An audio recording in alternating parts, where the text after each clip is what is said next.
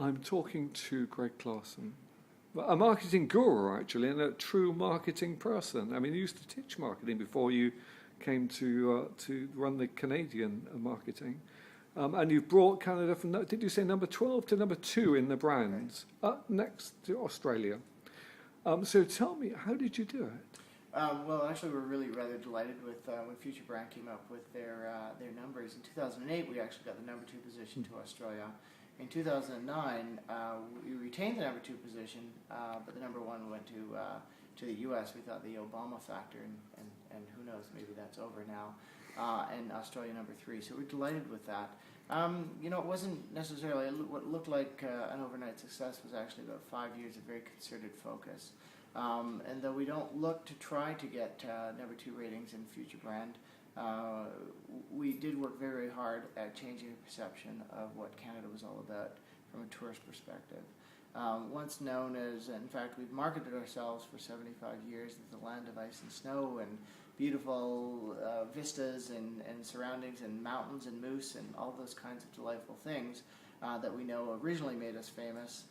We realized that Canada was a very different destination, and in fact, our numbers weren't quite where we would hope that they would be. In fact, in many cases, declining.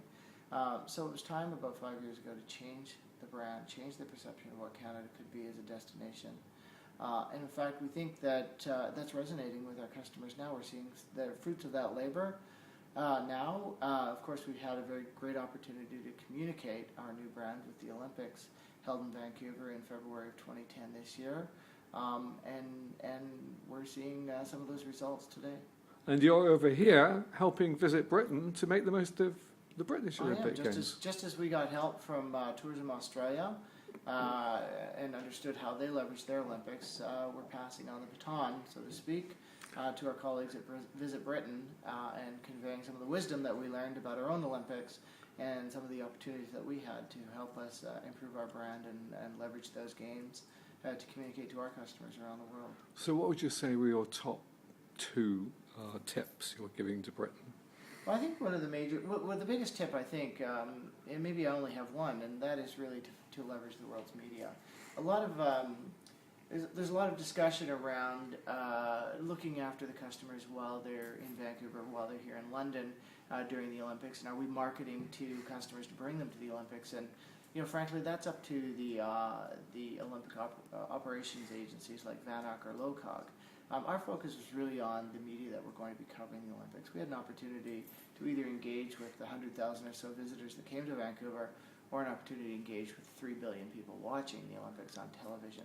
So our focus was really on saying, well, let's take the power of television, the power of broadcast media, communicate our message, communicate the new Canada, the new brand, to our audiences around the world, and convey the essence of what a new Canada is all about. And so, frankly, my major and number 1 advice to Britain is to do much the same. Figure out what Britain wants to be to its travelers in 10 years from now, the perception that you want them to have, and the idea of the travel messages that you want them to take, because the beginning would be the opening ceremonies of the London Olympics in 2012. And the perception in Canada is that the Olympic Games were a tremendous success. We think in general the Olympic Games were perceived around the world to be a great success. Correct. Thank you very much indeed.